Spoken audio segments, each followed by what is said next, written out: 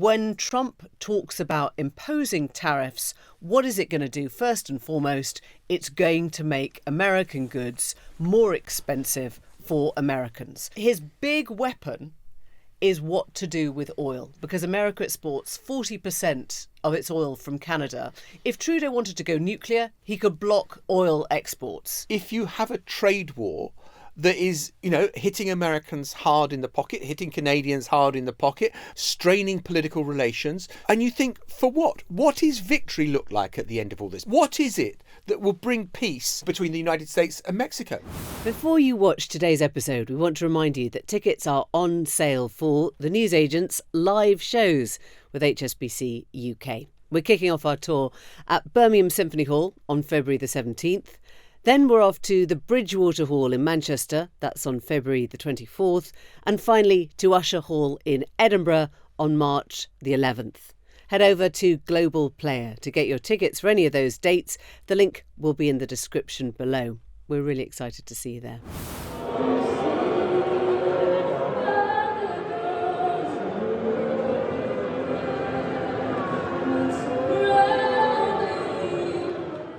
That was the sound last night when Toronto Raptors played the LA Clippers in Toronto. It is the sound of Canadians booing the American national anthem because they are furious. They are absolutely mad at the tariffs that Donald Trump has imposed on Canada without much clear explanation as to why. Likewise Mexico, likewise China, EU probably next, Britain possibly in line. So 2 questions. Why is he doing it? And is anyone going to stand up to him? Welcome to the Newsagents. It's John. It's Emily. And Donald Trump has started a trade war. It's not out of the blue. He has promised a trade war. But with what ends, with what weapons being used, it takes effect at midnight tonight. But who knows? With Donald Trump, something might change. And the world is bracing itself for something that an awful lot of people say, what is this all about? What is this for? And what is it going to achieve? Yeah, and we've been hearing from Canadian listeners today who will tell you that they have never felt this strongly about America as they do now. Not just booing the American anthem at a basketball game in Toronto, hockey games in Ottawa and Vancouver, but places like Ontario, Quebec, Nova Scotia are now pulling American alcohol off the shelves. British Columbia, Vancouver, has said it will be removing alcohol from red, i.e. Republican states. And some places, some stores are actually adding a Made in Canada sticker to reassure people, consumers, that they're buying homegrown stuff as opposed to imported American stuff. Because they do not like whatever Trump's game is right now. And they don't know what they've done to deserve it. One of the main reasons that Donald Trump has outlined for putting these tariffs on Mexico and China is national security because of the amount of fentanyl coming across the border, the sort of synthetic opioid drug. Well, hardly any comes across the Canadian border compared to the southern border. So what's that all about? Then he's saying about the flows of illegal immigrants coming across the border. Again, not that many from Canada, a lot from Mexico. And so what is the unfairness that Donald Trump is trying to correct in the trade deal? Because after all, it was Donald Trump who introduced and negotiated the replacement of NAFTA when he was first president with the USMCA. And he seems to be ripping that up unilaterally. So kind of, if you've got somebody who's saying, right, I'm really, really angry about this and something's got to change. Yeah. Well, what? What is it that will bring peace between the United States and Mexico? So the tariffs we're talking about is around 25% on goods that are imported into America from Canada and Mexico, and another 10% for goods on China. Don't forget, they already have a tariff on them up to this point. Trump cannot unilaterally get tariffs through without Congress, except if he declares an emergency ruling. So the reason you might suspect why he's talking about fentanyl, why he's talking about this epidemic, why he's talking about illegal immigration is because he thinks that will then give him the power to unilaterally declare tariffs without actually having to push it through with a lot of resistance from the other side of the political divide. Of course, it makes no sense with Canada. Of course, it makes very little sense in terms even of what Mexico will do now, because Mexico's already been fighting to control its fentanyl amounts. And you have to ask, when Trump talks about imposing tariffs, what is it going to do? First and foremost, it's going to make American goods more expensive for Americans. So if Trump decides that Modelo beer, for example, which is the biggest import from Mexico, gets a big, tariff on it, then the Modelo providers in America will have to charge more. And then presumably the other beers will also go up in step because they can become competitive still, but earn more. The calculated risk, of course, is that Donald Trump believes this will generate huge income for the US government, and it means they'll have to charge less on income tax day because importers will have to pay a 25% levy on the beer or the avocados or whatever it is, or the car parts that are coming in. And the danger, though, is that the American consumer who voted against Biden, because Biden kept on saying the economy is humming, and the American consumer was saying, not humming, I'm having to pay ever more for my goods. And if people are going to the supermarket and their beer is costing more, and their avocados costing more, and their tomatoes are costing more, and their tins of whatever it happens to be, refried beans are costing more, they're going to blame Donald Trump for it. Maybe. And so the theory of tariffs is that you generate this huge amount of income, that importers have to suddenly pay 25% on foreign goods coming into the country. That either means you cut the amount of profits that you're going to make because you've got to absorb this 25% extra cost. You pass it on to the consumer, in which case the consumer is worse off. And you hope that it will increase manufacturing in your own country. The last time this was tried on a major scale in America was sort of more or less 100 years ago. The Smoot-Hawley Act of 1930. And a lot of people would say and argue that the consequences of that were what forced the worldwide depression of the 1930s after Hoover signed that into law, because it had such a downward effect on demand. There was retaliation from countries like Canada, who were in the firing line as they are today. And it had a devastating effect on the US economy as well as the global economy. So in these global trade wars, you very rarely get big winners. Well, let's hear what Donald Trump is promising, threatening. This is what he said last night. I have short-term some little pain, and people understand that. But long-term, the United States has been ripped off by virtually every country in the world. We have deficits with almost every country. Not every country, but almost. And we're going to change it. It's been unfair. That's why we owe $36 trillion. We have deficits with everybody. We help everybody. We've been helping everybody for years. And to be honest, I don't think they appreciate it. So how will the countries respond? Well, interestingly enough, when it comes to Canada, the Canadians have become more united, more angered and more united over this issue than anything previously. And it's having a very interesting political effect, because up until about 2 weeks ago, the Liberals, the party of Justin Trudeau, the outgoing Prime Minister, had been trailing in the polls behind the Conservatives. The Conservatives widely expected to be the next incoming government, much closer aligned with Trump's America and the sort of MAGA movement.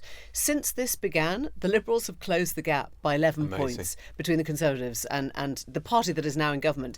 And that, I think, is partly response to how they are talking about Trump and handling Trump. Justin Trudeau has called for a retaliatory measure, 25% tariff on American exports. And he's been quite circumspect on what he said. So this would hit things with a very simple supply chain. Citrus fruit, peanut butter.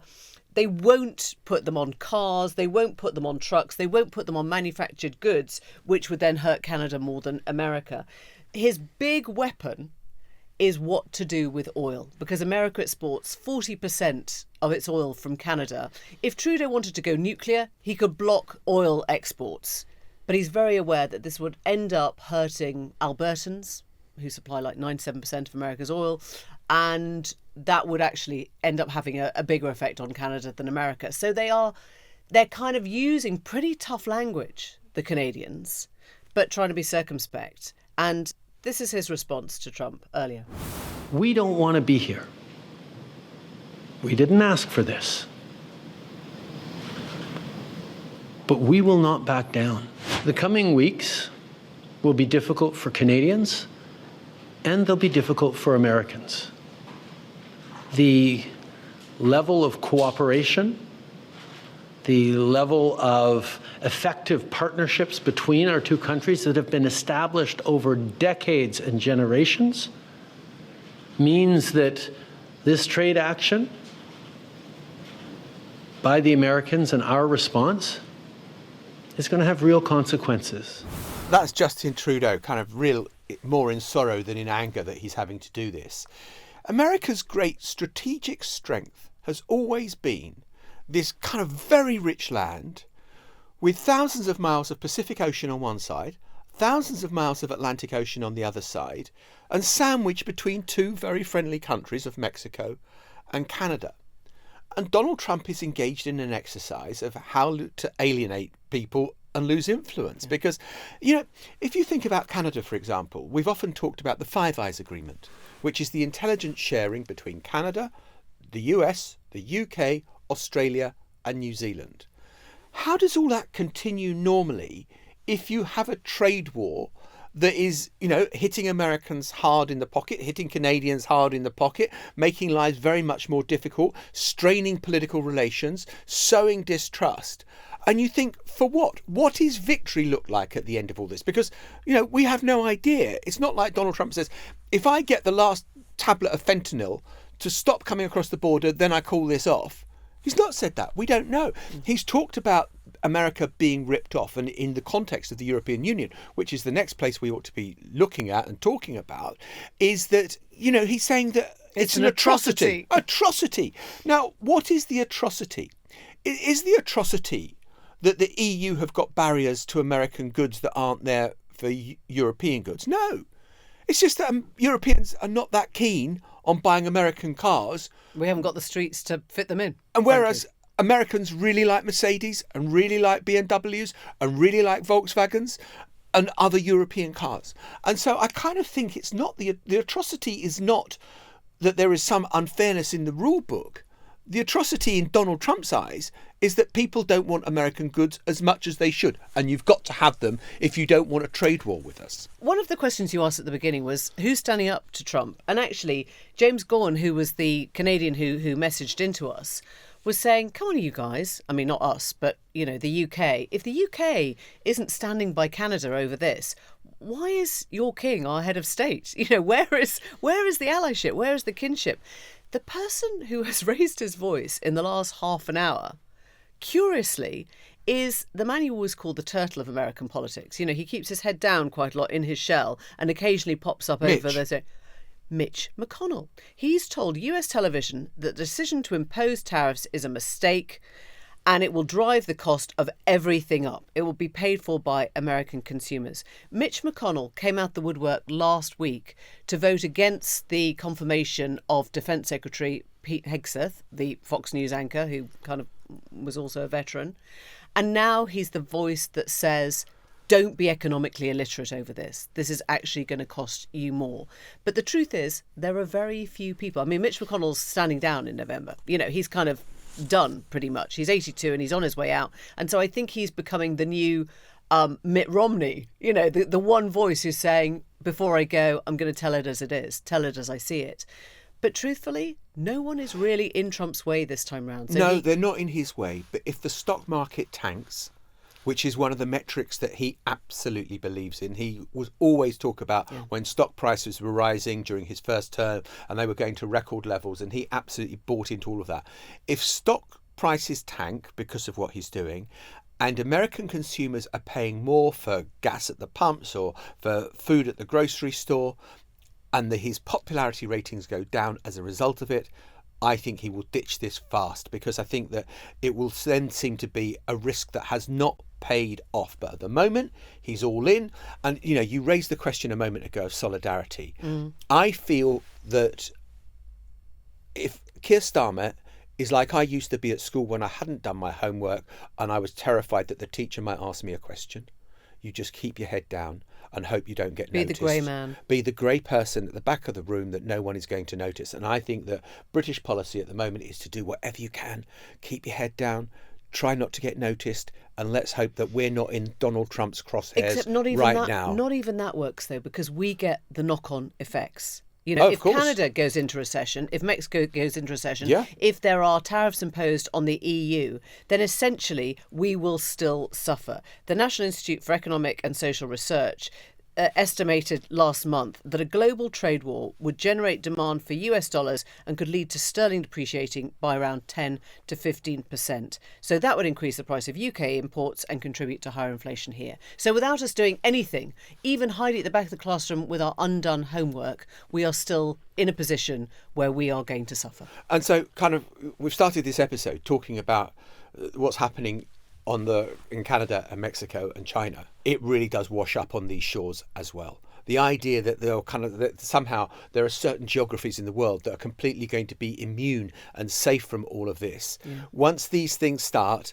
they have a way of escalating, and they will affect us as well. In a moment, we're going to be putting some of your questions, your concerns to the Education Secretary, Bridget Phillipson, on the day that Ofsted comes out with its new plans for how we judge our children's schools. Well, we're joined now in the studio by the Education Secretary, Bridget Phillipson, and welcome to you. Thank you very much for being with us. And you made a big speech this morning announcing these changes to Ofsted and improving school education. Can I start by playing you a voice note that we have had from a head teacher at a primary school in Suffolk? My initial response to the Ofsted report card is that it doesn't seem to be too much different to what we had before. Admittedly, there's no longer a one-word overall judgment for the school, but there are still one or two word judgments for a range of areas within the school, in fact more than there were before. And I'm worried that this could lead to more workload for staff and more confusion for parents who, when I've given tours this year, over 40 of them, haven't really asked about Ofsted and seem to be much more interested in clubs that we offer, after-school care, the feel of a school, the context of the school, which I'm not sure that this will give. Changing words like outstanding to exemplary doesn't really make much of a difference. So that was Daniel Woodrow, a head teacher, and his views, his criticism has been mirrored by lots of other people who've written into us today. Head teachers warning that the plans risk replicating the worst aspects of the current system. And frankly, you're replacing single words with colours. So what I'd say to Daniel and other school leaders is that there is a consultation that Ofsted are running, a consultation that we in the department are running on the kind of wider accountability measures that sit around schools. And it's important that they make their views known during that process. What we're trying to move towards is a system that provides more information for parents, shines a light on areas that haven't had the attention that they deserve, but also more effectively points to areas of improvement within schools. So we just heard there from Daniel about the specialist provision that they have within the school, that we want to see more of that. And one of the areas where I think we'll capture more through this new report card system is around inclusion. So I congratulate him and school leaders for what they're doing. I think we've got a good basis for progress. But there was a widespread acknowledgement that single headline grades weren't working, that we needed a more granular response to that. And I think as well, a more targeted response where it comes to areas where schools are not performing. But you're saying you're not doing that. You're creating more confusion. You're replacing one word with another word or two words, i.e. a phrase. And you've had whistleblowers within Ofsted saying this is a chaotic mess cobbled together at ridiculous speed. So whatever answer you're trying to give to the problem is not the one that they're saying you need. I don't believe that's the case. And what I do believe is that parents are more than able to understand a bigger range of information about what's working well and what needs to change. What do you do with colours then? You've got green for go and red for bad. I mean... So I think if as a parent you were to read an Ofsted report now, you could read it and really be left in the dark as to what's working well within your child's school or what needs to change. There's just not the information there that for parents or to drive up standards in the system. So this is a change that will be more effective. It will be stronger in many areas. It will ask us all collectively to raise that bar. I think that's right. We've got a good basis for reform. But equally, there are still schools within our system that are stuck. So we're talking about 600 schools where they've had 2 Ofsted judgments of below good, serving 300,000 children. And part of what I've been setting out today is a renewed focus on those schools that have not had attention, did not get attention under the last government, and where the RISE teams that we're setting up will be expert advisors in there far more rapidly, working with schools to turn things around before it becomes more serious. So one of the other things that a whistleblower has said is that the previous framework was solidly grounded in latest and best educational research. The new framework is amateurish and has been cobbled together at ridiculous speed with virtually no underpinning research. Do you reject that? I do, and I mean, some of this is for Ofsted to respond to, and I know the Chief Inspector has responded to it. Ofsted have been working at pace. The pace has been demanding because back in September, I set out that we would be removing headline grades in inspection. That does require us to move at pace to set out a new system together with Ofsted. But I do believe it's a better system that will give us more information, will give parents more information, but that will also allow us not just to identify problems, that's an important part of what we have to do, but also really to identify areas of fantastic practice, but how we spread that across the system. So schools should see this as an opportunity to demonstrate what they're really doing well. And one big complaint I've heard from schools time and again is that Ofsted inspections don't allow them that opportunity to demonstrate what they're really good at, and this will give that opportunity. So you spoke a moment ago about the 300,000 pupils who are in schools which have had 2 bad Ofsted reports, and you said that's one of the things that we are urgently looking to put right. If you're a parent of one of those kids, what can be done for those children in the next year, 2 years, 3 years of their kind of academic life? So previously, basically nothing much was happening. What we're setting out today is a new programme of regional improvement, our RISE advisors, so experts in turning around schools, kind of the best in the business where it comes to school improvement, backed up by £20 million. Bad teachers, Bridget? So the stuck schools are schools where that would fall short under the current system of requiring structural intervention. So the worst performing schools will still become academies. But these are the schools that are judged to be kind of coasting along. So more intervention, more rapidly, mandatory intervention in those schools in that category. But does that mean firing bad teachers? I mean, when you say mandatory intervention, I'm just trying to deconstruct that for parents listening. Does it mean if you see that teachers are not good enough at their job, you get rid of them? It can mean leadership change, absolutely. So structural intervention often involves moving a school into a different setup, whether that's a maintained school, a council school, in effect, becoming an academy. But lots of the schools that are not performing at the moment can often be in academies too, so moving that school into a high-performing trust. So that change of leadership that drives forward school improvement is essential. A head teacher. Well, you don't want to use that phrase, do you? No, but I don't like that kind of language. I think this is about, because the leadership change isn't always necessarily about that individual head teacher. It can be about the wider organisation of the school. I also know that sometimes schools, a new head might have come in, will really be working hard to turn it around, but needs that extra support and that extra push. And the RISE teams, the expert advisors, are people with a strong track record in doing this. So yes, it's the challenge, but it's the support too, backed up by £20 million as the initial investment into this, and a real focus on how we bring together the best in the system. So really practical support. For example, if a school is really struggling with attendance, what is it that needs to happen where they can learn from a trust or a school in the neighbouring town who might be facing similar challenge but has got a stronger story to tell? We had the head of Ofsted in here last year who presented to us the big listen. And now we're hearing from people within Ofsted and outside that the consultation was a sham, that they presented the big listen, but actually people haven't listened to those responses from parents and from Ofsted inspectors themselves at all. So the big listen that Ofsted carried out, and I should say that this is for Ofsted to lead, not for the Department for Education. It's interesting, you're putting a lot of distance between the government and Ofsted. Is it because you're not entirely signed up to what Ofsted has put forward? No, I'm behind the Chief Inspector and I'm behind Ofsted, but we have an independent, separate inspectorate, and I think it is important to recognise those distinctions. What follows from those judgments that Ofsted will make takes us to where the Department for Education sets out the kind of framework for what happens to those schools. But we had the big listen. One key area that emerged from that was that parents felt they weren't getting enough information about their child's school, and this is a response to it. We now go into this process where Ofsted have set out their proposals around report cards. I've set out the department's proposals around wider school accountability, the RISE teams getting involved more rapidly in schools that are not performing. and that'll be subject to a 12-week consultation period. So ample opportunity for people to share their views. And I really want parents and teachers and everyone in education, anyone with an interest in children's life chances, to get involved and to have their say. You repeated something today in your speech which interested me, which is praise for Michael Gove, which is not the first time you've praised him. This was last year.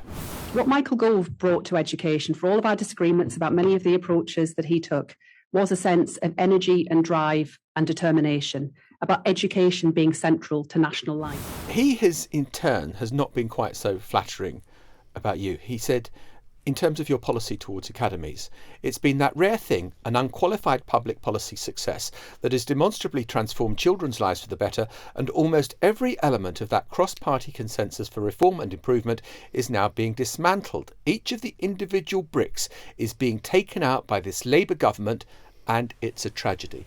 What do you say to that? He loves a bit of hyperbole, doesn't he, Michael Gove? But the substance, come on. Yeah, it is hyperbolic. The wider point, and I do believe this, is that Michael Gove was a brilliant reforming education secretary. I might disagree with him on quite a lot. There are other areas where he absolutely did the right thing. So phonics, for example, the Labour government started rolling out phonics in primary schools. The Conservative government continued that, and it's had a really significant impact on children's reading, although there is a lot further to go because 1 of 5 kids leave primary school without reaching a good standard. But the proposals that we're setting out through the bill have really kicked off a debate about education. And I'm delighted because I want education to be front and centre of national life. There was once a time under Michael Gove when education really mattered to the Conservative Party.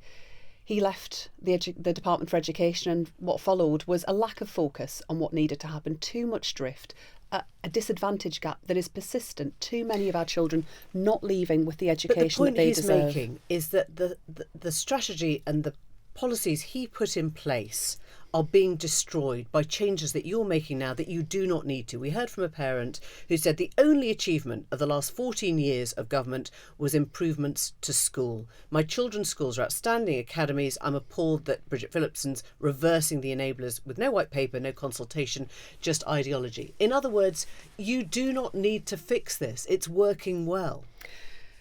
I hear from lots of parents that they hold slightly different views. Well, I mean, where I would agree with that parent is that academies and high-performing trusts have been a crucial part of how we drive up standards. And the worst performing schools will continue to become academies. But isn't the worry that you're levelling down, that you're actually putting in place certain structures like a limit on what teachers can be paid in academies or what qualifications they've got, when the whole point of academies is they reach for a kind of creative excellence, which does something that you can't always box up? I think there's 2 points. Firstly, I think we need a degree of honesty about England's record on schools.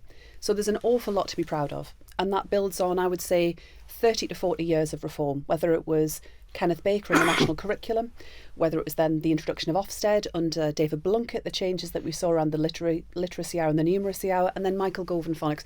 There's lots that we can say, and I do think our teachers and teaching quality... Up the league table. Standards are falling in England schools. The scores are going down. The reason that we're rising up the rankings is because other countries are falling more quickly. So I would just slightly caution against that argument that we're continuing to drive forward. We're reaching the point in many cases that we're plateauing or going backwards, and we have a persistent disadvantage gap. We have a big challenge around support for children with SEND. And the measures special educational needs and disabilities. So we don't have a system that is catering to all children and delivering the best possible outcomes for all of our children. In terms of the measures in the bill, I think the national curriculum was a great Conservative achievement. And if it was good enough for Margaret Thatcher, I think it should be good enough for today's Conservatives. I think most parents would expect that all schools would offer that core entitlement and then absolutely innovate beyond that. But you're stopping that innovation. That's the national curriculum. response. No, the national curriculum is a core expectation. But above that, absolutely, schools should and must innovate. And why is it so important to cap the salaries at which academies pay teachers if they think they're worth it? We aren't doing that. What I've been clear about is that there will be a floor and no ceiling. So I want to make sure we've got a minimum below which no schools will drop, but above which all schools are empowered to innovate. I would also add in, one of the other measures that we're setting out is around qualified teacher status, that all new teachers coming into the profession are either qualified or working towards it. I think a lot of people listening to this will be rather surprised that that isn't already the case. Again, a great achievement that the Conservatives built on was that quality of teacher training and development. If you aren't qualified, you don't have access to that career framework that underpins ongoing professionalism. But there's always been a political battle that has gone on between teachers' unions and local authorities who haven't liked the idea that academies are this sort of separate entity. And to use the phrase, they preferred the bog standard comprehensive. Isn't the worry that the changes that you're making, it is a move back towards the bog standard comprehensive, and that the kind of individual flourish and flair of academies is somehow being neutered? This is about a response for what children in 2025 need. So the Academies programme that the last Labour government brought in was phenomenal in terms of its focus and on turning around schools that were not performing.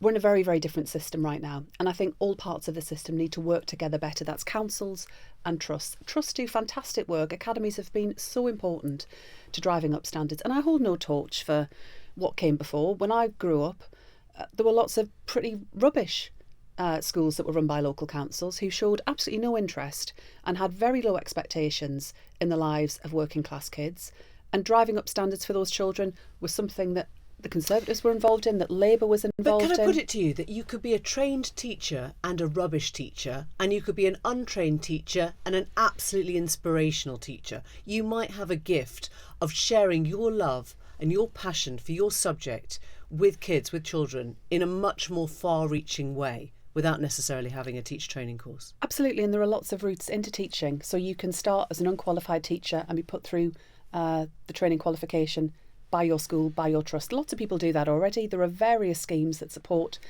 graduates to do that. They've always been there. So this is about new entrants. They have to be on the path to qualification. They don't have to be qualified at the point of arrival. But I do think that we should recognise the professionalism and dedication of teaching. And a part of that is making sure that, yes, you qualify, but you also get that ongoing training and development. Again, something that the Conservatives developed from government that we want to build upon. Why wasn't this in the manifesto? Much of it was. But a lot of it is new. Much of it we talked about well ahead of time, and were clear about, for example, qualified teacher status, about the national curriculum, much more besides about schools working together with local trusts. The fact that there hasn't been that much interest shown in it until this point, I think, speaks to perhaps a negligence where it comes to education being central to policy making, and we're certainly changing that. Bridget, before you go, Keir Starmer's in Brussels today. He's at a key EU summit, other EU leaders. The fact that he's there 5 years on, virtually to the day from Brexit, already speaks volumes, the EU leaders believe. President Macron has said that Brexit has failed. Is he wrong? It was a matter for the British people. They voted back when they did in 2016. Is he wrong? I think he is. I don't think it's really for foreign leaders to question what people decide here in this country. I mean, He's not questioning what they decide. He's saying that Brexit's failed. 5 years on, it's failed. Is he wrong? Look, I think the deal that the Conservatives negotiated isn't working, and that's why Keir Starmer is out there working to rebuild those relationships and to reset that relationship. I made my views known back when we had this discussion. Things have moved on. I think what we don't want is a rehearsing of arguments of the past. What we want is to focus on a better trading relationship, stronger ties with the EU, and focusing on the future. Maybe we actually want leadership. Maybe we want people to stand up and say, yes, the British people spoke and we know what they said and we did what they asked, but actually we do recognise it's failed and we're going to repair that come what may. We're going to make those decisions now for the good of the country. It's about, I think, the practical changes that are needed to ease trade and to provide better opportunities for businesses. That's what we're focused on doing. And just on the leadership question, because there was that sort of explosive quote in a Sunday Times piece at the weekend that apparently kind of Keir Starmer is the HR director. He's not really the Prime Minister. Well, I just think that's a load of rubbish. Keir is someone who puts his country before party.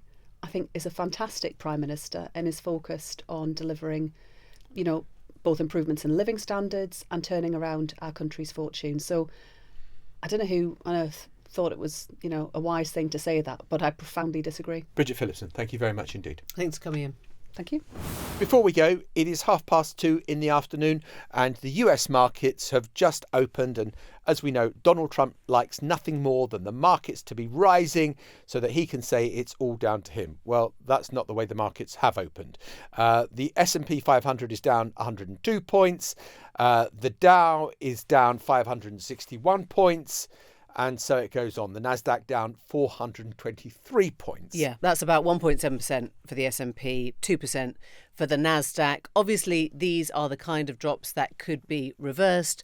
But if Trump is waking up this morning and wondering what America thinks of his tariffs, the answer's sounding pretty clear as we speak.